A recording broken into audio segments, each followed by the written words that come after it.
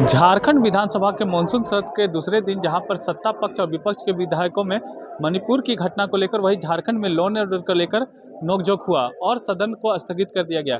क्या कुछ सत्ता पक्ष और विपक्ष के विधायकों ने कहा, आइए आपको सुनाते हैं। ये लोग क्या वित्त का ये लोग बहुत जानकार हैं। जरा जोर से बनाते। ये लगता है भाजपा के लोग वित्त के बड़े जानकार हैं। चूँकि वित्त का इसलिए भी जानकार है क्योंकि देश में बड़े पैमाने पे जो देश में गड़बड़ियां हो रही हैं, 20,000 करोड़ कहां से कहां निकल रहा, कहां से कहां गायब हो जा रहा है, पता ही नहीं चल रहा कि अडानी जी के पास आया कहां से पैसा, किस खाता से आया, किस खाता में घुस गया। तो ये लोग वित्त के बड़े जानकार लोग हैं। अब यदि हम काम करने के लिए सप्लीमेंट्री बजट ला रहे हैं, उसमें भी इनका पेट में दर्द है। अरे खर्च का तो हिसाब किताब जो है वो समय में सारी चीज़ों को पता चलेगा। हमारा स्वास्थ्य का इस बार कितना खर्च हुआ इनको पूछिए ज़रा।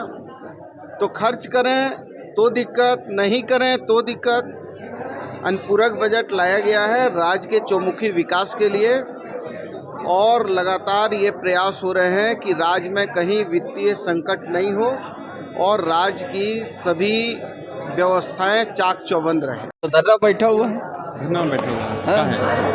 आप उन लोग का तो कोई मुद्दा नहीं है, तो इसलिए चुपचाप धरना बैठ गया है।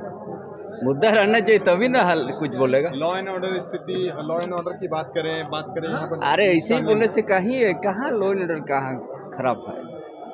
पूरे राज्य में खराब है। नहीं, खाली बोलने ही से हो जाएगा। हमको बताइए ना क्या। हाँ, पर लॉ एंड ऑर्डर खराब है, इससे सब ठीक है।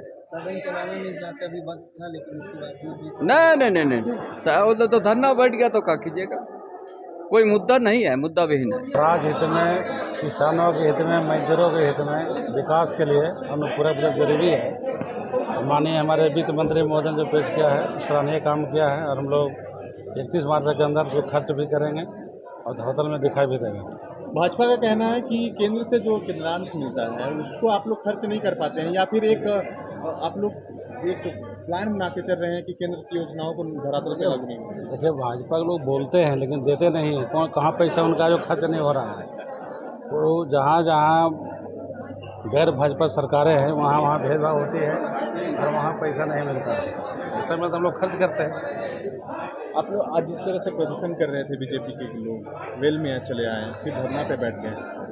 देखिए, उनका कोई मुद्दा है नहीं, क्योंकि 5 साल डबल इंजन की सरकार चलाए, शासन प्रशासन चलाए, मन नहीं लग रहा है तो लोग हल्ला कर रहे हैं। इसकी कोई आवश्यकता मेरे हिसाब से नहीं था। जो भी बजट आया था पिछले मार्च में 2-2.5 महीने पहले, उसको तो खर्च कर सके नहीं, अनुपयोगी हो गया इनका। सब के सब ऐसे ही पड़ा हुआ है इनका। तो ये अनुपूरक बजट ला करके ये क्या दिखलाना चाहती है सरकार, समझ नहीं आता है। लेकिन इतना मैं ज़रूर समझता हूँ कि ये कहिए कि खाना पूर्ति के अलावा कुछ नहीं है। वेल के आप लोग यहाँ भी प्रदर्शन किए, वेल के अंदर भी प्रदर्शन किए, तो क्या कुछ कहेंगे, प्रदर्शन क्यों करना पड़ रहा है? ये सरकार हर मोर्चे पर फेल्योर है। और अब ये कहिए कि ये 5 लाख ऐसो नौकरी देने का वादा किया था इन्होंने, आज ऐसो हज़ारों नौकरी नहीं दे पाई है। इनकी नियोजन नीति ऐसो नहीं बन पाई, स्थानीय नीति को परिभाषित नहीं कर रहे। 1932 इनका ऐसो कहिए कि इनको क्लियर नहीं कर पाए। अब ये ऐसो ये सारा का सारा नियोजन ऐसो नीति ऐसो ये है, मतलब कहिए कि अभी अधूरा पड़ गया, ऐसो इनका कार्यकाल समाप्त होने वाला है। तो ये मोटा मोटी ये कहिए कि ये जनता का विरोधी सरकार है, युवा विरोधी सरकार है और ये छात्र विरोधी सरकार है। इसी कारण से छात्र आज ऐसो सड़क पर हैं। तो इनके ऐसो जनाक्षा को पूरा करने के लिए उनकी आवाज़ को तो हम ऐसो सदन से और सड़क पर ऐसो हम लोग रखे हुए हैं और बुलंदी के साथ रखे हुए हैं। तो रणनीति क्या, झारखंड में झारखंड मुक्ति मोर्चा और कांग्रेस के सरकार बनने के बाद जो स्थिति आज राज्य में है वो किसी से छुपा हुआ नहीं है। ना लॉ एंड ऑर्डर की व्यवस्था है, न यहाँ बेरोजगारों के लिए कोई रोजगार है, न यहाँ पे जो प्रत्येक दिन लॉ एंड ऑर्डर समाप्त हो चुका है। प्रत्येक दिन आप देख रहे हैं कि हत्याएं पर हत्याएं हो जा रही है, रेप का घटना बढ़ रहा है, आदिवासी दलितों पर अत्याचार बढ़ रहा है, अवैध माइनिंग के दौरान हज़ारों लोगों का जाने जा चुकी है। तो इसके पास कुछ है ही नहीं है और ये सिर्फ और सिर्फ लूटने में लगा हुआ झारखंड का। इसके लिए हम लोग इसका विरोध कर रहे हैं और सड़क से लेकर सदन तक इसका विरोध हम लोग करते रहेंगे। स्थानीय नीति और नियोजन नीति के साथ साथ ओबीसी आरक्षण का भी जो मुद्दा था कुछ नहीं करने वाली सरकार है, ये सिर्फ लूटने वाली सरकार है। ज्वलंत जो मामला है झारखंड के अंदर, एक तो इनका लचर विधि व्यवस्था, ऐसा कहानी याद आता है कि अंधेर नगरी चौपट राजा टकेसर भाजा टकेसर खाजा की सरकार। दूसरी बात थी लॉ एंड ऑर्डर के अलावा नियोजन स्थानीय नीति का परिभाषित नहीं होना। इसी बीच फिर उन युवाओं को जो बेचारे 3 साल से तरस रहे हैं ये आस में कि 5 लाख में कब हमारा नंबर आएगा, या फिर नहीं तो 5,000 रुपया महीना मिलेगा, वो कब मिलेगा।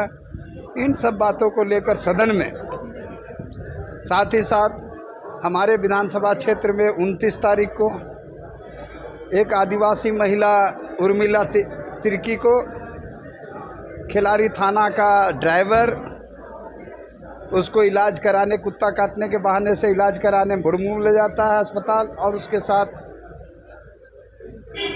यौन शोषण करके उसका वीडियो बनाता है और उसको धमकाता है, और अंततः 29 तारीख को वो फांसी लगा लेती है। तो ऐसी अवस्था को देखकर सदन में ये जो झूठा भाषण देते हैं मुख्यमंत्री से लेकर उनके मंत्री लोग केवल लूट में लगे हैं, ऐसे इसी के लिए आज हमारा विरोध था।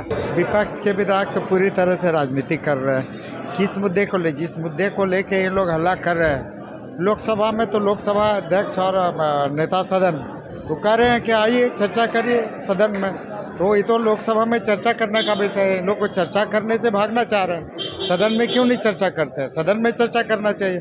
दूसरी, जब आप अविश्वास प्रस्ताव इसी मुद्दे को लेके आए तो आप अविश्वास प्रस्ताव में चर्चा करिए ना, वहाँ पर कौन मना किया? आज जिस तरह से सुभाष मुंडा की हत्या हो गई है, झारखंड में लॉ एंड ऑर्डर की जो स्थिति है उसको लेकर यहाँ पे जो भाजपा के विधायक, देखिए निश्चित रूप से पूरे राज्य में विधि व्यवस्था की स्थिति चरमरा। सुभाष मुंडा क्या, प्रतिदिन कितने लोगों की हत्याएं हो रही हैं, लूट की घटनाएं हो रही हैं, बलात्कार की घटनाएं हो रही हैं, चोरी की घटनाएं हो रही हैं। तो ये सरकार से लॉ एंड ऑर्डर तो पूरी तरह से हाथ से निकला हुआ है। और स्थानीय नीति, नियोजन नीति और ओबीसी आरक्षण का बिल तीनों जो है सो राज्यपाल से वापस हो गया, उसके बारे में देखिए इस सरकार की नीति और नियत में हमेशा से 1932 खतियान आधारित स्थानीय नीति हो, नियोजन नीति हो, ओबीसी आरक्षण हो, इन मामलों को लेकर सरकार गंभीर नहीं रही है। इनकी नीति नियत में हमेशा से कोट रहा है, और यही कारण है कि आज राजभवन से ये तीनों विधेयक वापस हो रहे हैं। तो अगर फुल प्रूफ करके अगर यहीं से भेजते तो क्यों राजभवन से वापस होता? कहीं न कहीं कोई कमियां, कोई त्रुटियां हैं, इसी की वजह से वापस हो रहा है।